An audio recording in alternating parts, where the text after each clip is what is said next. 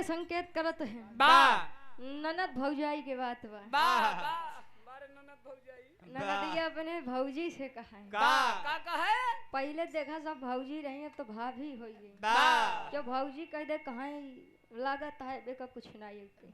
पता बा जब तक भाभी न कही दे कहाँ लागत तब का कुछ पता है नहीं बा तो कहा दिबा कैसे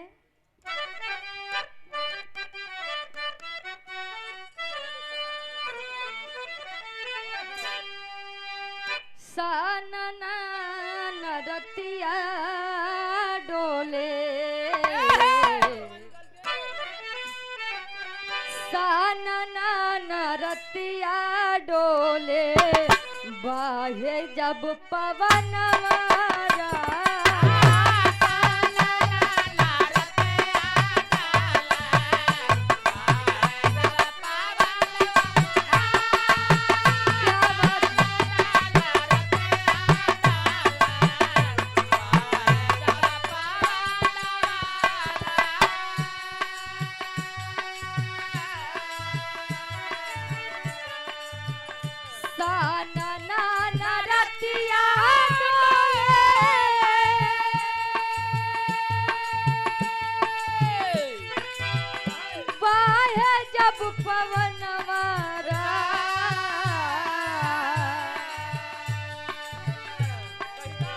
कहिदा भौजी भैया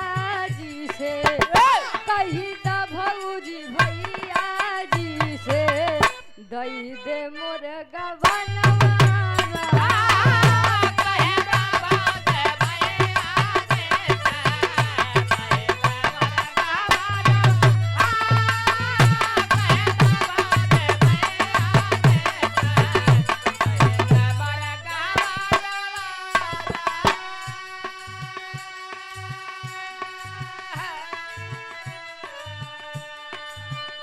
लेकिन कहानी बात कौन समय के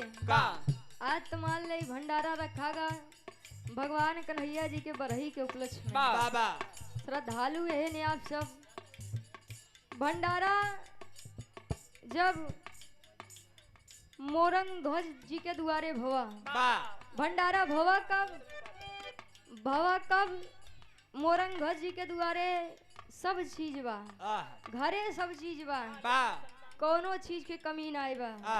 बस कमी कोने चीज के बा एक संतान के जेकरे खातिर दुनिया तरसत है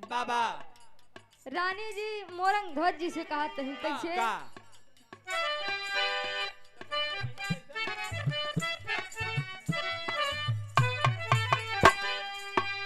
प्रभु जी के महिमा कैसन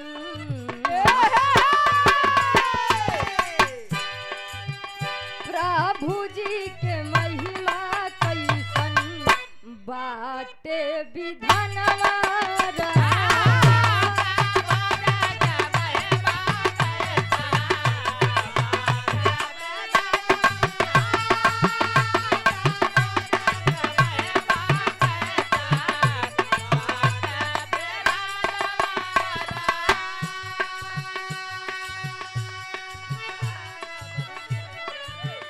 प्रभु जी के महिमा कैसा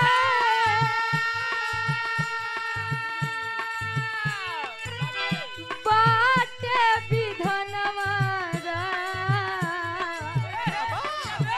गोदिया में नहीं खेसैया गोदिया में नहीं खेसैया एगो ललनवा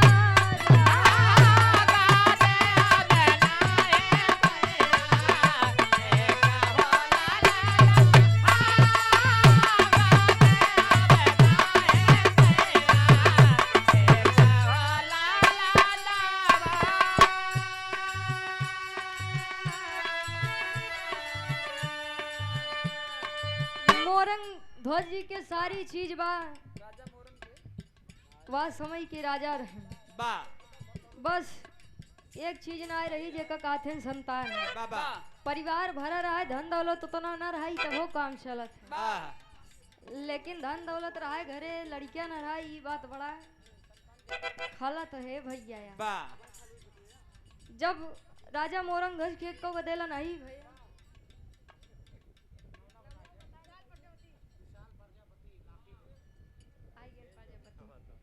विशाल प्रजापति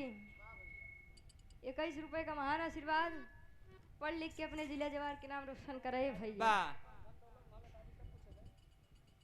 राजा मोरंगध्वज जी के पास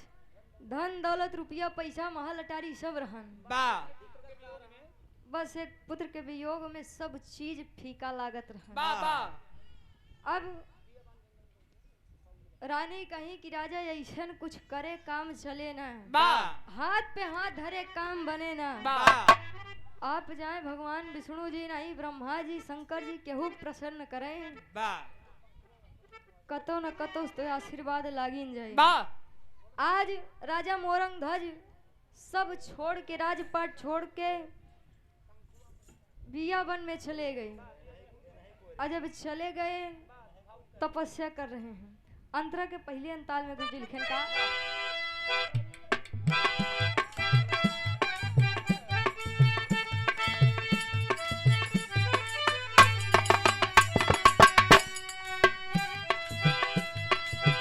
रैयत के छोड़ मोरन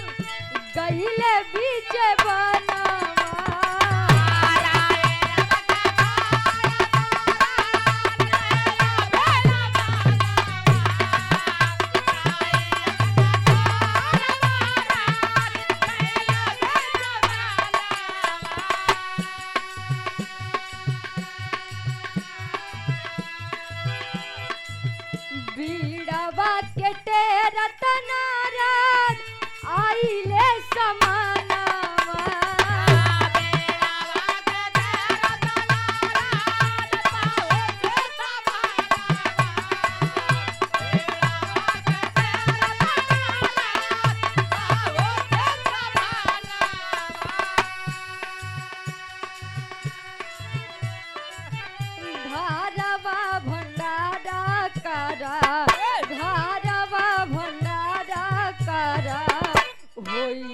तब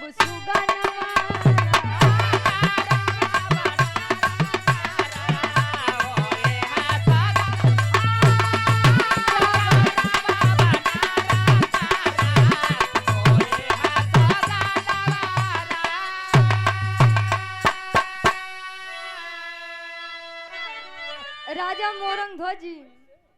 जब जंगल में जाके तपस्या कर रहे हैं दिखाई आज के जमाना में तो ढेर टीवी न्यूज चैनल आई की लेकिन पहले के जमाना में वो नहीं नारद जिसकी बात कभी रद्द ना हो वही है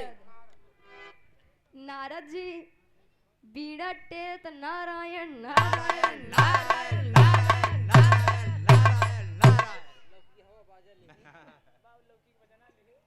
लौकिक भजना लिखे वाह। जब नारद जी बीड़ा टेरत पहुंचे राजा मोरंगध्वज जी के सामने कहें राजन कैसे बड़ा तपस्या मिली नहीं है कहें स्वामी कुछ पूछे ना आप तो सब जानन हारे आपका खबर हो वही करे कि हमरे सब चीज की प्राप्ति बा लेकिन एक संतान नहीं बा अब वही बदे भगवान शंकर जी का प्रसन्न करे बरे या जंगल में सब राजपाट छोड़ के आए बाटे कहे राजन ऐसे संतान न प्राप्त होए जंगल में तपस्या करे संतान ना होई कर्म करे पड़ी कर्म करे पड़ी तब लड़का होई पहले तपस्या गदेला होत रहे कहे तपस्या छोड़ा घरे जा कहे स्वामी का करे पड़े कहीं जा एक भंडारा रखा और भंडारा की जिम्मेदारी हम लेते हैं न्योता बाटा हमारे काम रहे आज राजा मोरंगध्वज अपने दरबार में आए जब भंडारा के आयोजन कर देहन ते नारद जी कुल भंडारा के न्योता दे देहन बस 3 जने छोड़ के ब्रह्मा विष्णु महेश जब तीनों जने छूट गए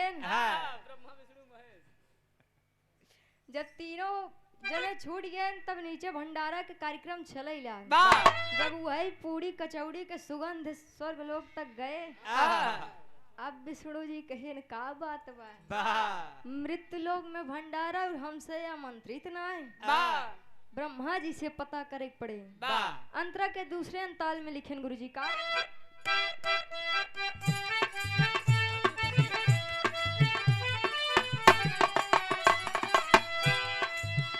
ब्रह्मा जी पहुँचे तब विष्णु के समनवा।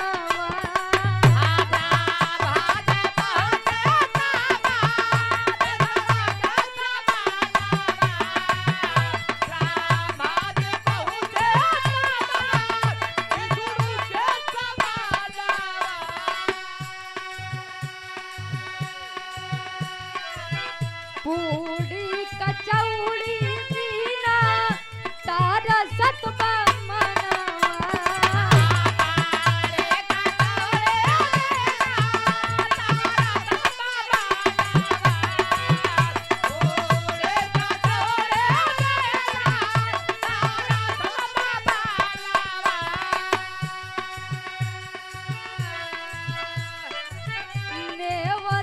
तयाइल होई, नेवता तयाइल होई, शंकर के समनवारा।